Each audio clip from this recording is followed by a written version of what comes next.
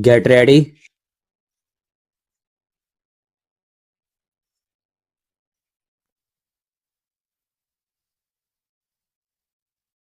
Start.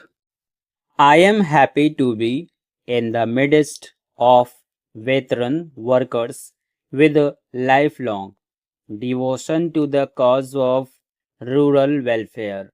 I am sure the seminar which I have the honor to inaugurate will evolve a comprehensive and action oriented strategy for rural development. We cannot forget that more than 80% of our population lives in rural India, and the progress and prosperity of our nation depends entirely on how far we are able to improve the economic and social life of the rural masses. It has been my faith for nearly half a century ever since I came under the influence of Mahatma Gandhi that the key to the future development of our nation rested on our ability to bring about a total economic and social transformation of our villages in which the real Indian lives.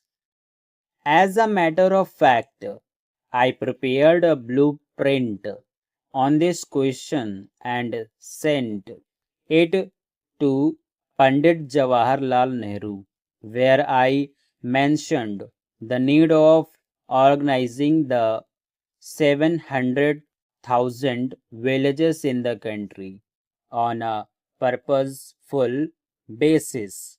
At the time, I felt that if we could have on dedicated social worker for every seven villages, we would be able to energize the rural folk.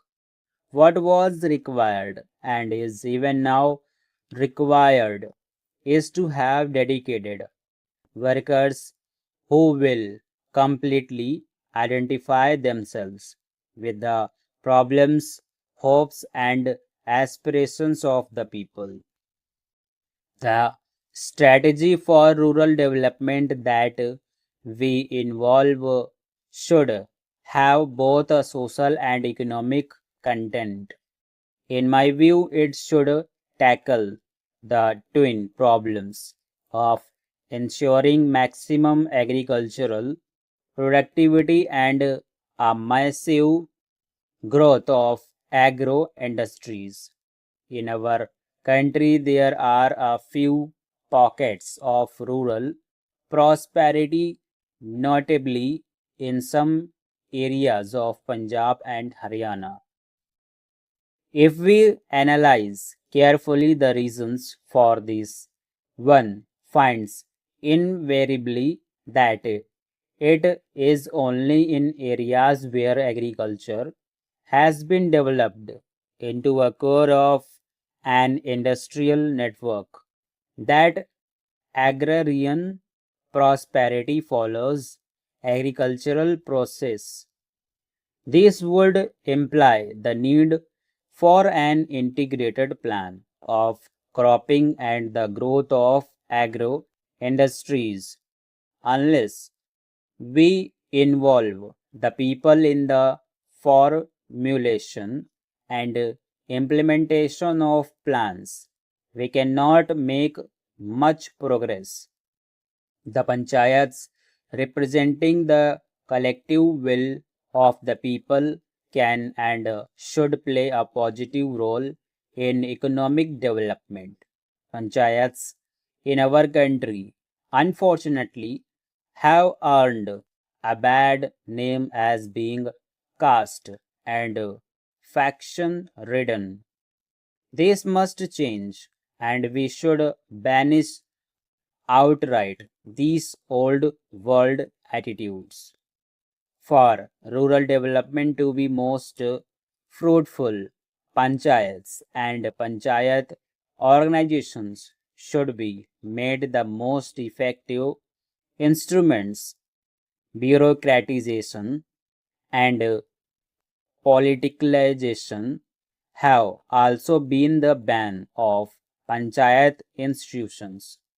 These factors could be obviated by emphasizing social accountability and voluntarily action at grassroots levels.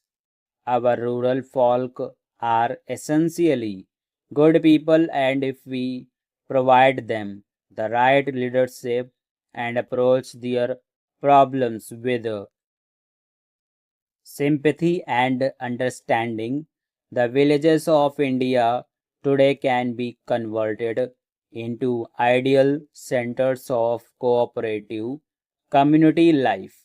The progress of the entire nation depends upon the progress of the rural community.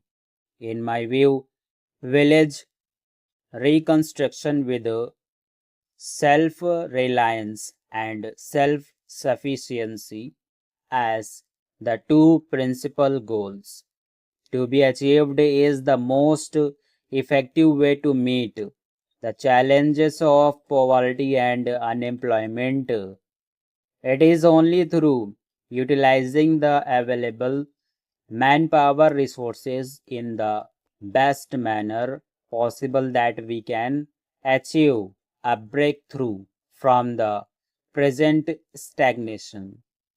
You are well aware of my emphasis on that setting of the landless through land colonization schemes.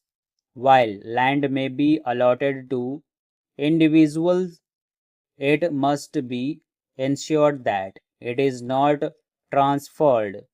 In our anxiety to provide land to the landless, we are not embarking on programs by which we are trying to give patas and rights to individuals.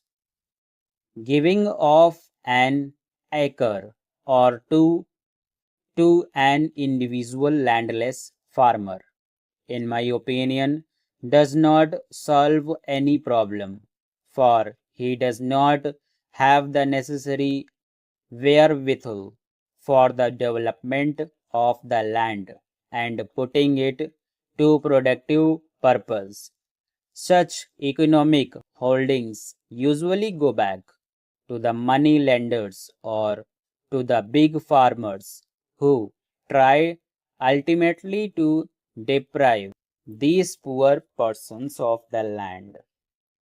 Whenever we give land to the landless, it must be made clear that they should form into cooperatives so that they can jointly cultivate it and derive maximum benefits.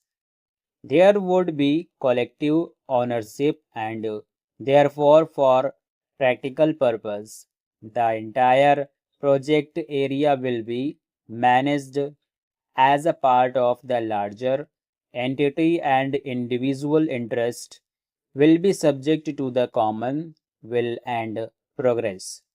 Where there is a collective endeavor, several aspects of modern scientific agriculture like proper pest control and water management becomes capable of effective adoption.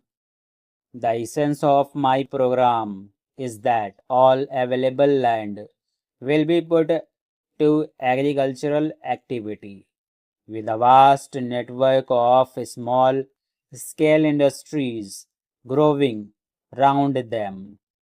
Women have also an important place in this scheme because they can engage themselves profitably in occupations like beekeeping, poultry, dairy, weaving, tailoring, etc. This, in my judgment, is the best way to raise the standard of living in our country by providing full employment to our masses. Stop.